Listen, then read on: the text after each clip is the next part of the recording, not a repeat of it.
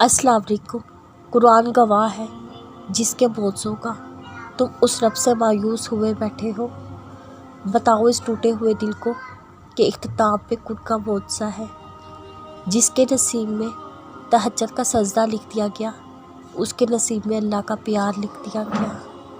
دیر کبھی اللہ کی نہ نہیں ہوتی، ٹوٹے دل کی صدا کبھی اللہ کے ہاں رد نہیں ہوتی۔ اس آزمائش کے بعد تمہاری دعاؤں کا پورا ہونا ہے۔ کوئی بھی آزمائش ہمیشہ کے لیے نہیں ہوتی۔ اللہ سنتا ہے تب بھی جب کوئی اور نہیں سنتا۔ جائے نماز پر روتی آواز کبھی انسنی نہیں ہوتی۔ اللہ تقدیریں بہترین لکھتا ہے۔ تم بھی نہ لکھ سکتے جیسی اللہ نے لکھی، اگر تقدیر لکھتا تمہارے اختیار میں ہوتی۔ جب دل تھک جائے جان لو کہ آسمان سے تمہاری مدد کے لیے قبولیت کا اب کوئی نہ کوئی دروازہ کھلنے لگا ہے۔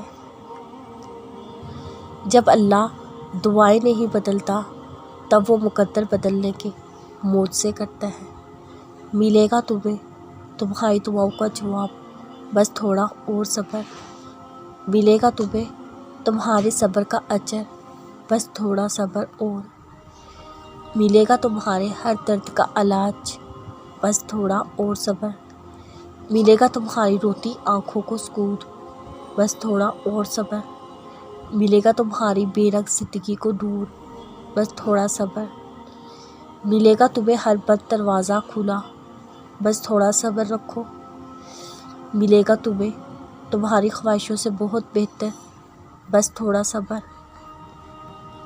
شاید اللہ لکھ دے کن تمہاری بھی قسمت میں، تم ایک بار کاتب تقدیر سے تھوڑا اصرار تو کرو۔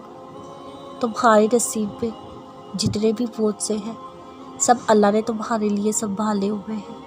انتظار کر لو تھوڑا سا، وہ آنے والے ہیں۔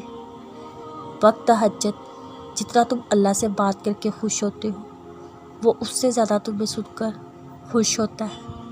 تہجد تو اس نصیب سے بھی لڑ جاتی ہے جس کے سامنے تمہاری دعائیں بے بس ہو جاتی ہیں۔ نصیب بھی ہار جاتا ہے تہجد کی دعاؤں کے آگے۔ پھر تمہیں کون سی چیز روک رہی ہے رب سے مانگنے میں؟ اگر دل نہیں بدل رہا تو ممکن ہے اللہ تمہارا نصیب بدلنے کے لیے مان گیا ہو، اور جو دعا سے حاصل نہ ہو سکا وہ تہجد سے ہو سکتا ہے حاصل۔